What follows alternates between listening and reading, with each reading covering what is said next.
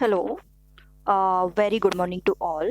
Dear students, welcome you all to BA Part 2 English Literature class, and in it we are dealing with first paper. Today we are going to talk about James Thomson's poem Autumn. As I told you that James Thomson is a pre-romantic writer. His poetry projects love for nature and depicts human sentiments in a very lucid manner and a simple language. The present poem, Autumn, is a part of his long poem, Seasons. During autumn season, the trees shed their leaves. Humidity is there. The days are short. Here in this poem, the writer has projected the beauty of autumn season during the evening time. So, half of the poem we have already gone through. Let me remind you certain facts about this poem, whatever is talked about in the beginning of this poem. Well, here the poet is describing a moonlit night in the autumn season. The sun setting has taken place because it is the evening time and the moon is about to rise. The evening fog rolls on and covers the whole atmosphere. The sky has clouds scattered everywhere. The moon is shining and it is appearing in the eastern horizon out of the clouds. And due to the arrival of the moon, the eastern horizon is appearing to be crimson colored. The spotted disk of the moon appears like the sun without its flame. The rage. The telescope shows the moon looking like a smaller earth with its mountains, valleys, and oceans. The moonlit night fills the earth with its soft light.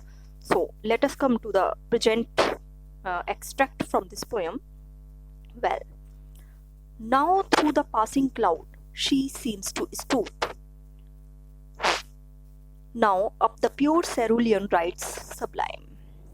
Wide the pale deluge floats and streaming mild over the skied mountain to the shadowy vale.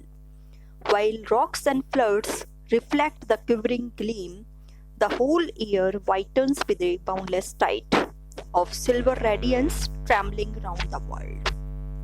Here, in these lines, the moon has been personified.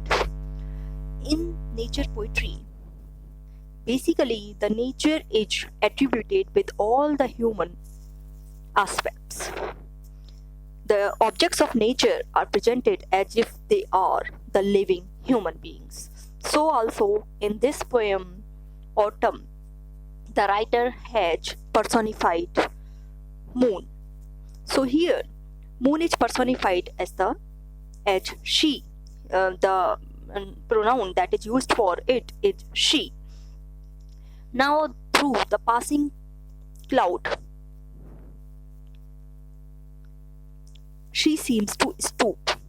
Through the passing cloud, because there are clouds in the sky which are scattered everywhere. They are passing, they are appearing to be moving all around the sky. She seems to stoop. She here refers to moon. Moon is appearing to be bent down from the clouds. As you see that when there are clouds in the sky, the moon appears, sometimes it is above the clouds and sometimes it peeps through the clouds. It is hidden behind the clouds and sometimes it appears suddenly out of the clouds. So as if they are playing hide and seek game, it is appearing. So here the writer is saying, now through the passing cloud she seems to stoop. It is appearing as if as if the moon is peeping out from the clouds which are scattered all over the sky. Now of the pure cerulean rides sublime. Cerulean here refers to the deep blue color, right? So the sky which is very much deep blue colored. The riding of the moon is taking place out of it, and when it is riding, when it is moving through the sky which is deep blue, it is appearing to be sublime, graceful. It has its grandeur, beauty, aestheticism, we can say. Wide the pale deluge floats and streaming mild over the skied mountain to the shadowy vale. Pale deluge. Pale here refers to faded, which is not, bright, we can say, the faded light of the moon. It is appearing to be floating, just as the water. Deluge means the flood, extreme waters that are there, which create a flood. So it is appearing the pale light of the moon is spreading all over the sky and streaming mild over the skied mountain.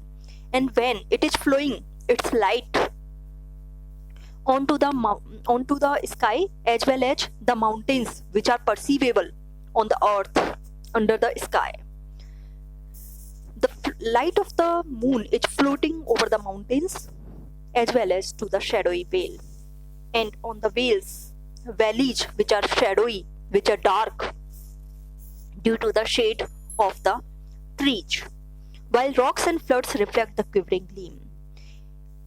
The gleam of the moonlight appears to be trembling when it is passing through the rocks which are situated onto the earth, and the floods. Floods here refers to again the river water. So when the reflection of the water of the moon is there on the waters and the rocks, it appears to be having quivering or shivering gleam, shine. The whole air whitens with a boundless tide.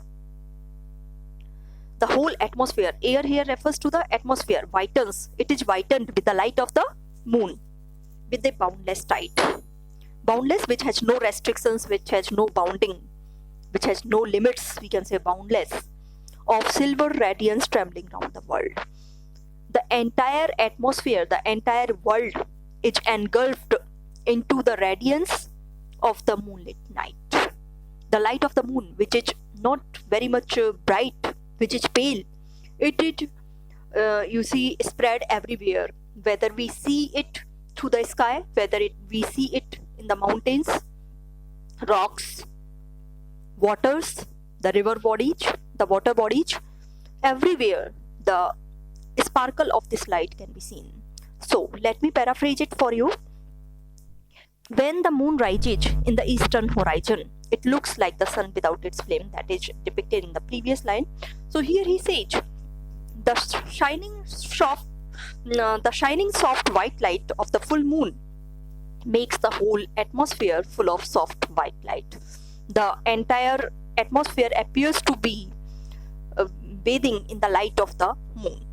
In these lines, Thomson describes the moon in different shapes and colors. During her journey over the sky, which is very much deep blue, the moon passes through thick clouds which are scattered all around. Sometimes the moon appears bending very low through the moving clouds. As I told you that when the clouds are there in the sky and the moon appears as if it is playing hide and seek.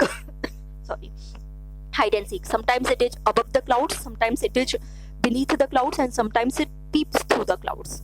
So a continuous play is going on between the clouds and the moon. Sometimes the moon appears bending very low through the moving clouds.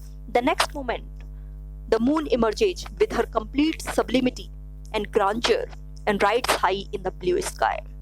The moonlight falls over the oceans, the rivers, the high mountains, and the dark valleys which are shaded and covered on both sides by high mountains and the trees and the forestry area. The quivering or shivering moonlight is reflected by sea water and the water of the rivers. The water bodies, they are reflecting the image of the moonlight. The shining soft moonlight appears all around the atmosphere, and it brightens the earth with its soft white light. So this is all about the poem, and certain aspects related to this poem, whether it is the literary aspects, the literary devices that are used in the poem, and the impact of nature that is exerted in this poem, the beauty of the season that is reflected by the writer, it is all mentioned in the PDF notes which are shared with you. And even if you have some problem, you can ask me. the main thing that I want to again relate is that not only James Thompson has written about the beauty of autumn season, John Keats, which is a pre-romantic, which is not a pre-romantic writer, who is a pure romantic writer, he has also depicted the beauty of autumn season in his poem of the same name, Ode to Autumn, right? So it is also prescribed in your syllabus, I guess, so we can go through that. But the difference between the two poems is that here the writer James Thompson is depicting the beauty of autumn season during the night, and if we talk about John Keats, he talks about the sensuous beauty of autumn season, the ripening fruits, the you see the juice that oozes out, all the images that are projected by the writer, they are very much sensuous, right? So this is all about this poem. Thank you all.